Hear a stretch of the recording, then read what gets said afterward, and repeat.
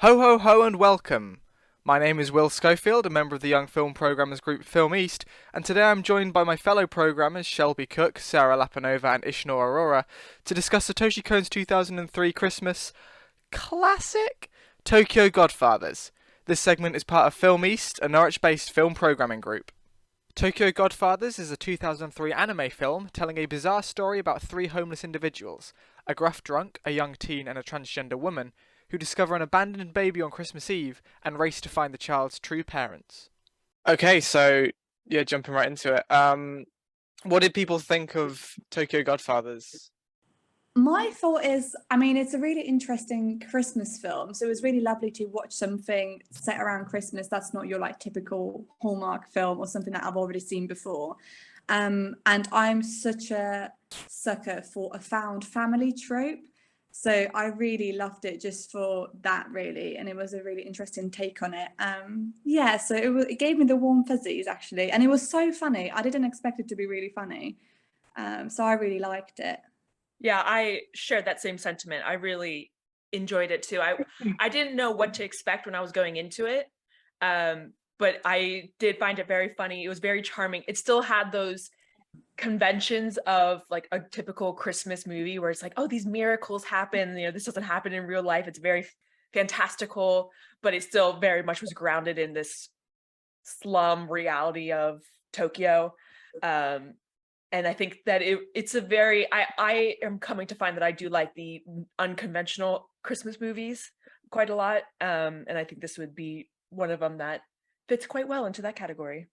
Yeah, I really liked that movie because there were so many coincidences and they were so abrupt and everything was coming together.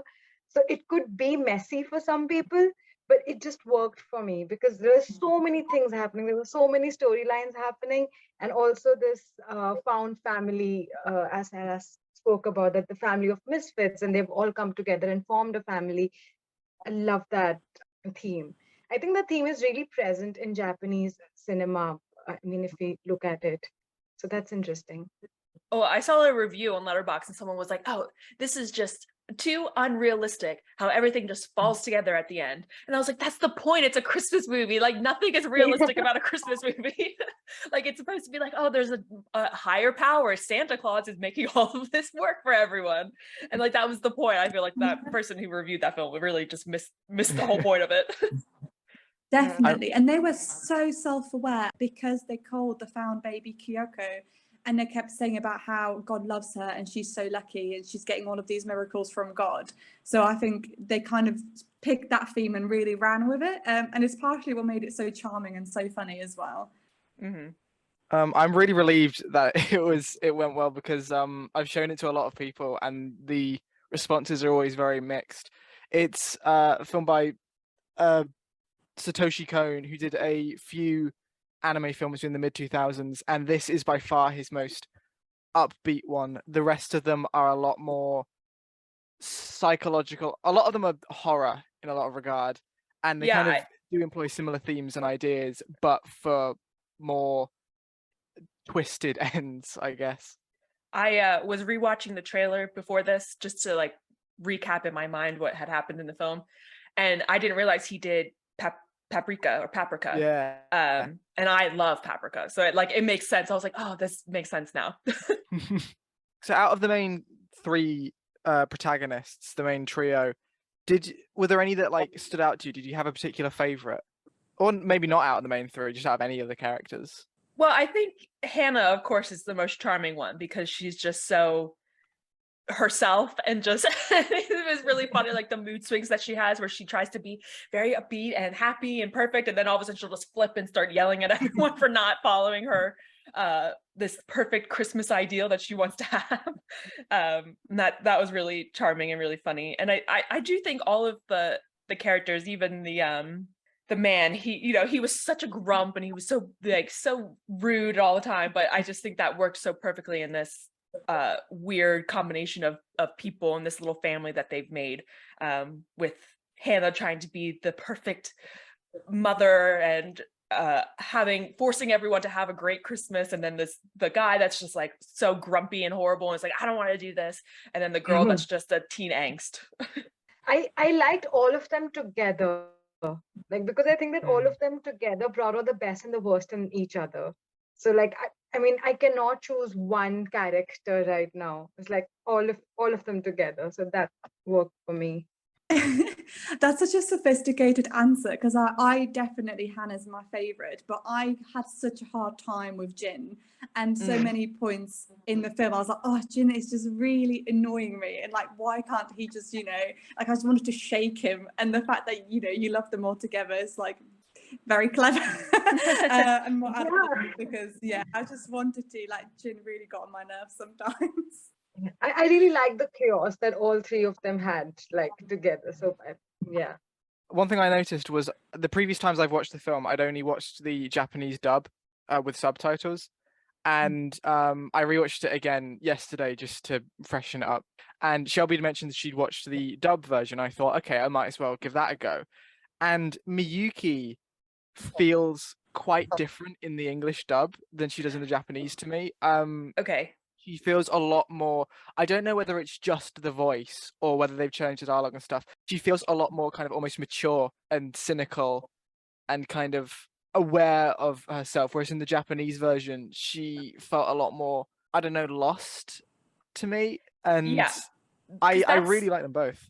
That's how I felt too about her character, because I was like, it just seems so, she seems very mature and like grounded, because I watched the dub version and I was like, I don't understand why she's being like so irrational. Like, it just felt really irrational. And I get it, she's a teenager, but she's like, she did, she had this outburst of teenage angst, and now she's like, I have to live this life of being lost forever and I can never go back home. And she sees her dad through the train window and she's like terrified. It's just like, I just felt very confused by like what her motives were, because it didn't, like, her character didn't seem to line up, and because she felt very old and very much more mature, whereas obviously deep down she had this very childlike tendency that she still needed to be helped with.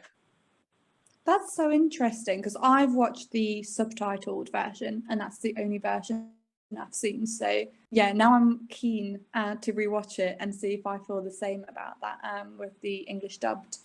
I also watched the subtitle one. So I did not know that whole story, like how the different feelings were there with that character. I mean, it may just be me. It may just be me reading into things that aren't there and stuff, but I definitely felt like, especially compared to like Gin, who felt exactly the same in both versions. Yeah, no, I totally agree with you. I mean, I haven't seen the Japanese version, but I definitely felt like there was something off with her character, and I was like, this is kind of like, I'm a bit conflicted of what her feelings are, because she seems like she's like defiant on living this life on her own and never going back, but then she's also like does want to go back. It was just like I felt very conflicted by her character. So in the vein of Christmas movies, this movie, I would argue it's a Christmas movie in the same way that, you argue that Die Hard is, because it's set around Christmas and it does cover some of the themes, but there's a lot of very non-Christmassy aspects to it. Where would you say it lands on that Christmas spectrum? Well, I think, I must admit, I love Christmas. I am so nostalgic for Christmas. It is my favorite time of the year. I love the pretty lights. I love all the jingle bells.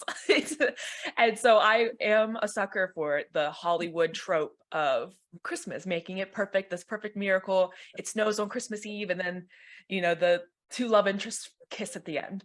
But I think what's really great about these more modern Christmas stories is particularly with this one, it has those tropes and it still plays on the tropes, but it grounds it more in reality. So it's like Hannah is like, she wants to have that perfect Hallmark Christmas, and she wants to be the Virgin Mary and have this baby appear that's like Jesus, and she wants to have that fantasy of what Christmas is. But it's just, I think the charm of the movie is it's just so brutally grounded in this horrible life that they're living as these homeless people, and this trauma that they have, and this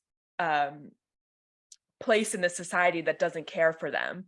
And it is very much those contrasting ideals of this is how life really is, and just because it's Christmas time doesn't mean everything's going to be perfect and everyone's life is fixed because it's Christmas, versus what the Hollywood Hallmark ideal wants you to think about Christmas. And I just think it blends those two realities so well, and it just really plays with it's more about like the Christmas aspect is more about how they project it and what they see. So Hannah has that Christmas miracle because she wants to have it versus it actually happening.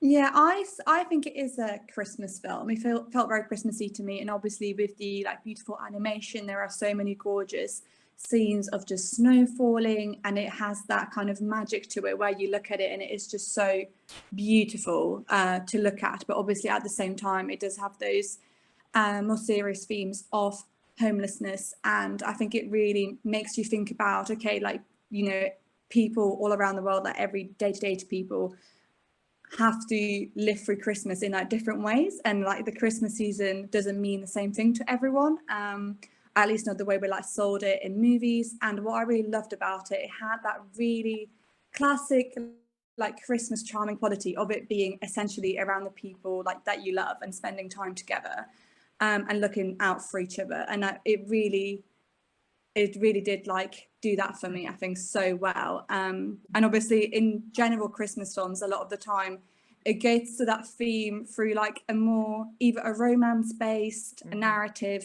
or you have the whole like, you know, dad who works too much and forgets to spend Christmas with his family, and then on the last day he realizes that family's that, you know, the thing that matters, and he runs home or whatever. Whereas like this really had it like all the way through, and all the way throughout the film they were looking after each other.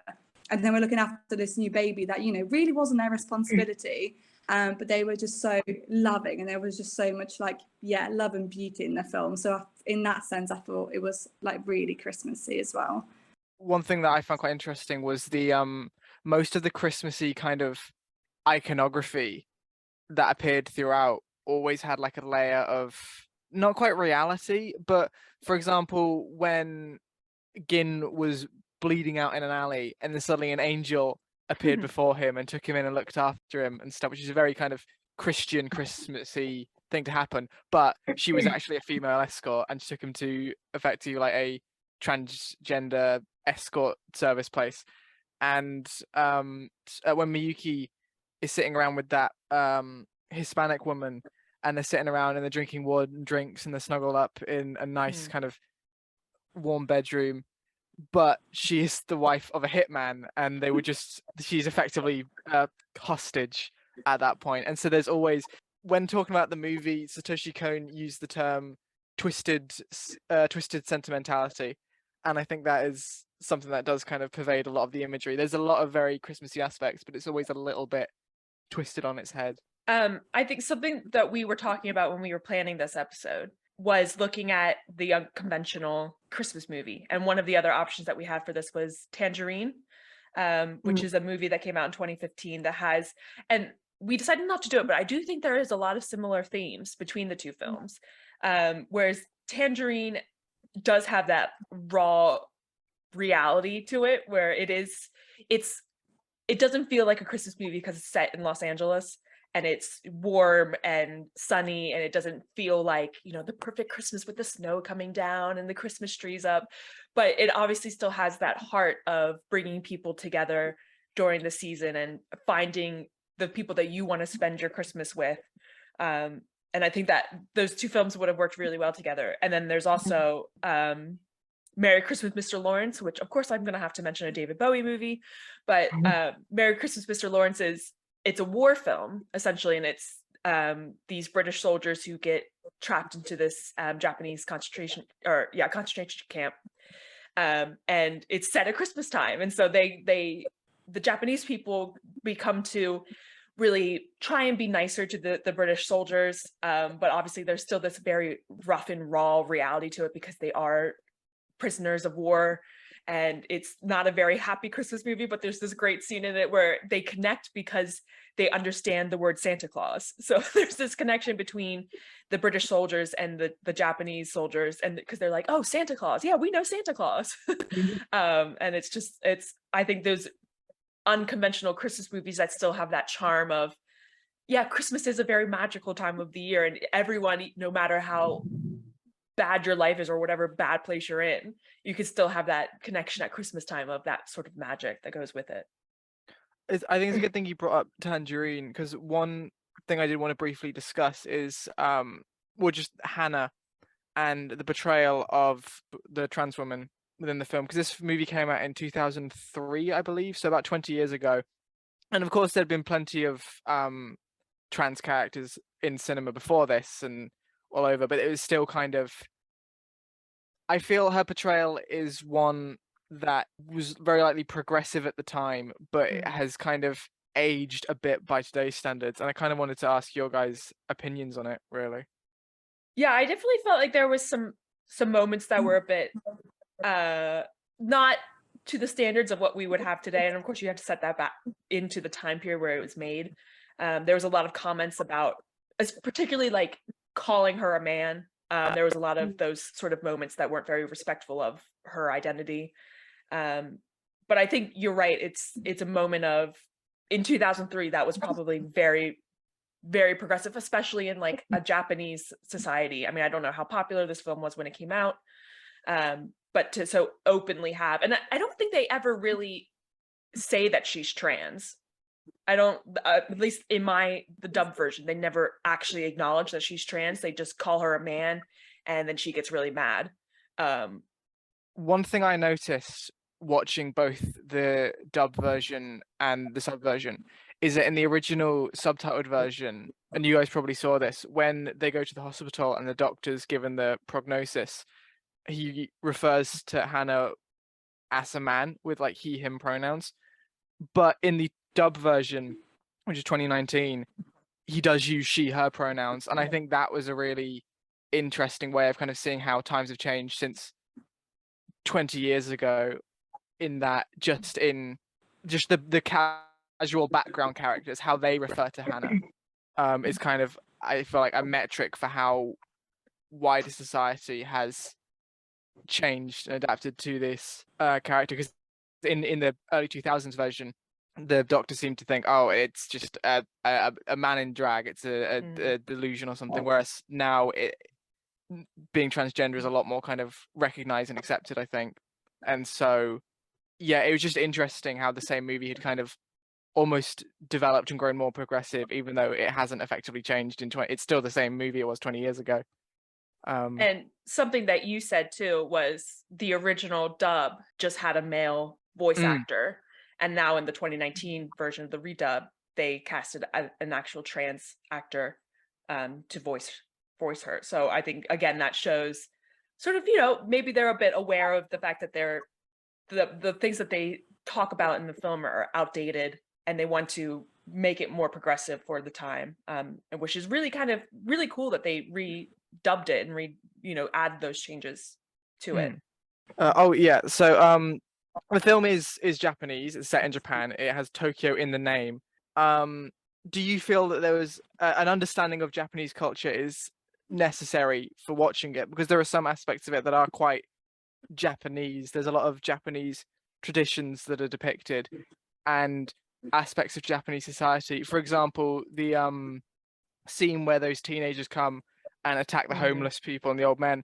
I don't know how common that is, but I've seen that exact thing depicted in other anime and stories and books from Japan, and so clearly that is something that does occur there, whereas that kind of thing, or at least it's not reported on here. I'm unaware of it happening as much. No, yeah, I think I know that my blind spot is Asian cinema, and that's something more I'm trying to watch more of. But my understanding, particularly of, I don't watch a lot of animes. The only animes that I've really watched are Studio Ghibli. And of course, with Studio Ghibli, it's very magical, and you have this very wondrous land where, well, maybe like Spirited Away is a bit darker, and it has those sort of darker elements, but it's not as grounded in the reality of what Japan actually is. It has these more magical elements. And so I think this case in particular, I didn't read it as it being very particularly Japanese, but more of just like that human experience of living in a city. And that's just sort of the stuff that happens when you are homeless, and those are the things you experience. And I think you could experience that anywhere. But I mean, I guess now that I'm thinking about it, the hitman thing was kind of like, especially with the mob, was a bit very particular to that city. But I think like even with somewhere in like New York, I would compare it to, there are going to be those ratty teens who go and beat up homeless people. I think that's something that would probably happen here too. So I felt it was more of a reflection on that universal experience of living in the slums. Yeah, I agree, because when I was watching that movie, I could not find anything in the storyline with regards to the tradition, anything particularly Japanese, because if I now compare to Indian cinema or the other cinema that I've watched, these things commonly happen. So for me, there was nothing. I think the name is because it's set in there, and there's nothing like particularly Japanese about how it works out. Yeah, I think there probably are bits that have gone over my head that I would, be able to pick up more if I had a better understanding of their culture and the films more generally. As someone who specialised in kind of Eastern European and Spanish cinema, obviously because I know the history really well, because I've researched it a lot, there are bits that I would watch in those films that I would pick up on because I know the context of like various political backgrounds or like historical things. But then saying that, I don't think it's necessary to have that knowledge to watch it and enjoy it, if that makes sense. So I think it probably just adds like a little bit more context, but as like a viewing experience, similarly to, as Shelby said, like, I don't know that much about Asian cinema, and there's probably lots of gaps in my knowledge in regards to their culture. So there probably are bits that would like feel like nice if I knew about them, and then I'd pick up on stuff, but I don't think they're necessary to watch the film in its own right and like enjoy the film. Yeah, and I think that is what you can still, even if you don't have that full background knowledge of Japan and the nuances of their culture, you could still watch the film and still connect with it, understand what the message is, and appreciate what the film's trying to get across, even without that knowledge. And that's, I think, is important when trying to create those cross-cultural connections that cinema is able to do. I remember seeing an interview with Bong Joon-ho after Parasite came out. And he basically, I don't remember exactly what he said, but he basically said when he made the movie, he made it about Korea, about life in South Korea and in the cities of Korea. And he thought he had made it very almost insular, that it was focused on that specifically. And he was very surprised when it was released internationally and it got such rave reviews and understanding from everyone. And I think it's similar to what we've been saying here, is that even though there is a lot of iconography and aspects of it that probably to a Japanese audience would feel very Japan-centric, it probably goes beyond that. Bong Joon-ho did say that that's because in his movies are about how evil capitalism is, and so capitalism is evil everywhere. It probably doesn't. I can't see much anti-capitalism in Tokyo Godfathers, but maybe it's there. Well, I think it is anti-capitalism because you feel so bad because the main characters are homeless people and they don't have the ability to live, they can't have that livable life because they don't have the money for it. I think it is interesting that the people that they find the most solace with in the movie are the kind of people of the underground. I can't think of a better term for it, but it is the homeless people. It's the Yakuza, the mob, the hitmen, assassins, the escorts, and all those people are the people who show them kindness. And whereas in any scene where they're on the train or in a supermarket or stuff, people treat them with nothing but malice. And so there's definitely some commentary there about, I don't know, just that's society. exactly what I was going to say. What I've noticed specifically, and something that like made me really sad whilst watching it, is that there's a lot of, and they don't even comment on it as such, but anytime they get into a public space, the like characters who are in the background hold their nose, obviously to like signal that they obviously smell to them. And it's just, it just felt so horrible. And you see it in like any of the shops or any of the trains, public transport they get on. How did you like the ending? I thought it was so sweet. Yeah. That's something that some people I've shown it to, they don't like it. They don't like how neatly everything kind of Mhm. wraps up. And there are still a few things that are kind of left ambiguous. Hannah's still coughing up blood and stuff. Yeah. There's still some mysteries, but all the kind of individual woes of the characters seem to be mostly resolved. Hmm. And I remember some people I've shown that to just don't find that very satisfying an ending. Well, and I think that that's what plays to the Christmas themes of it is you don't want the film to end miserably. We all live in this reality where life is miserable, and that's sort of the escapism of sort of these Hallmark Christmas movies is that there is a happy ending and it does all work out in the end. And you envision that Miyoki is going to go back to her family. Hannah's going to get cured and get her help that she needs. The baby found her parents again. Gin is going to reconnect with his daughter, and it's going to be a happily ever after. And that's all you want for these people because they've lived such a hard life. And that's what you want for yourself too. You want to live happily ever after. Yeah. Yeah. I feel that there are so many things that happen in this movie, but it doesn't seem too much. Everything falls into place. I think I've said that already, but like it doesn't seem that okay, what's happening? Why is it happening now? Why is that mother?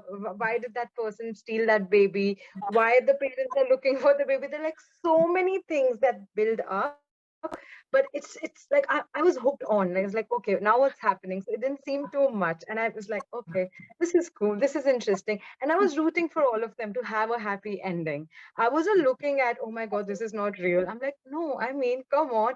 They just show that okay, life is hard, but the underlying factor is you have a family, there is love, things are gonna be fine. And it's you just focus on that. So I'm very happy with the ending. Yeah, I completely agree. I feel like the ending does a real service to its characters. And that's all I wanted. So I was very satisfied with it. I completely agree. I think the movie, it's very much about miracles and coincidences. And so to have an ending that isn't a little bit unrealistic, but also a little bit miraculous would kind of be, it just wouldn't be right. And it wouldn't be Christmas. And with that, we say Happy Christmas, everyone. Happy Christmas. Hopefully you've enjoyed our brief discussion today. If you're interested in contributing to Film East's film and television blog, visit film-east.com/submissions for more information. To learn more about the Film East and the Young Film Programmers, visit our website, film-east.com, or follow us on any of our social media at films_east. Again, we're Film East, a Norwich-based young film programming group, part of Film Hub South East and the BFI Fan Network.